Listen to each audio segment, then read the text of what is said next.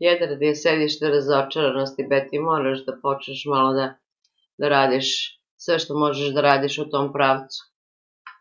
Znači, jetra predstavlja sedište razočaranosti.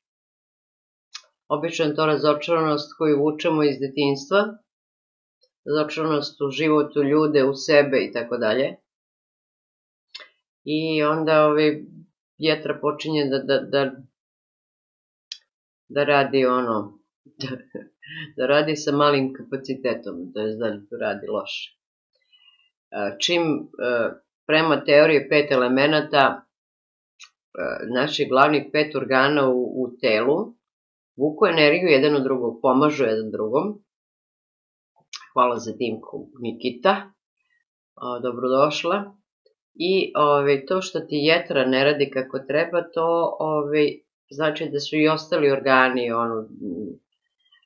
bubrezi, srce, slezina, da su svi organi su začeti, jer, kao što ti rekao, svi oni vuku energiju, jedan drugom pomažu. Za jetru ti je alternativa, tu nema priče, mislim, mora da se kapi od artičoke, silemarin, kažu da je i ananas dobar za jetru. Beti, ti kažeš da ti je ljubav bitna. A možda malo da raščistiš sa tom razočaranošću zbog koje ti je jetra u haosu, pa će onda lakše da privučeš ljubav u svoj život. Da se ne koncentrišeš toliko na ljubav, jer ako svu svoju pažnju usmeriš na nešto i onda dolazi onaj negativan deo, tipa, a zašto ja to nemam? Razumeš? I dodaješ još više razočaranosti.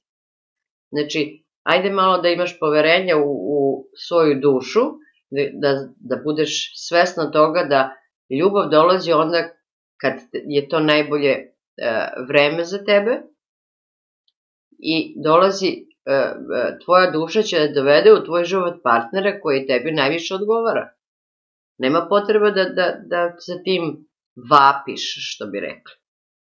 A koncentriši pažnju na ovu jetru, malo se raspite, malo čisti jetru, malo sve što možeš da uradiš za bolji rad jetre. I za to, po metafizici, kao što rekao, šta je prouzrokovalo? Čim jetra ne radi, to gvožđe se pokazuje to sam imala iskustvo s mojom mamom, njoj je gvožđe bilo do neba. To je po meni prvi i osnovni znak da jetra ne radi kako treba. A što je najgore, što jetra može da radi sa 10% i da pokazuje super rezultate. Tako da, narode, čistite jetru, što da vam kažem? Ja pijem silemarin stalno, kapi da artičoke stalno pijem. Kad čistiš jetru, ne čistiš samo jetru, čistiš kompletno organizam. Beti, možda uzimaš ovo što uzimaš, kao što ja, ovo silemarin i te stvari. To samo ide usput. To je samo da umanjiš simptome. Ali moraš da radiš na uzroku. Ali kažem ti, moraš da radiš i na uzroku. Na uzroku te razočaranosti. Da oslobodiš razočaranost, da promeniš svoje verovanja. Naučio da voliš sebe, da voliš život.